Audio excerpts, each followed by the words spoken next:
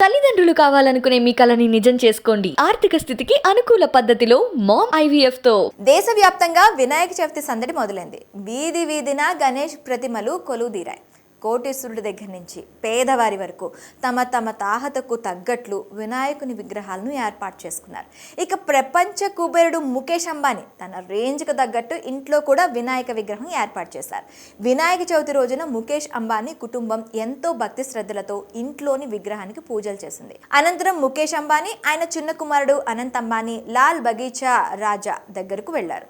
అక్కడ వినాయక విగ్రహాన్ని దర్శించుకున్నారు. ప్రత్యేక పూజలు చేశారు. ఈ నేపథ్యంలోనే ఆ వినాయకుడికి అంబానీ ఇచ్చిన గిఫ్ట్ ప్రత్యేక ఆకర్షణగా నిలిచింది. ఆయన 2000 రూపాయల నోట్లతో తయారు చేసిన పెద్ద దండను వినాయకుడికి ఇచ్చారు. ప్రస్తుతం ఆ 2000 నోట్ల దండకు సంబంధించిన ఫోటోలు సోషల్ మీడియాలో వైరల్గా మారాయి. దండ అంబానీ రేంజ్కు తగ్గట్టుగా ఉంది. అంబానీ ఏం చేసినా అది ఖరీదుగానే ఉంటుంది. దేవుడు పూజ చేసినా అంతే అంటూ కామెంట్లు చేస్తున్నారు నెటిజన్స్.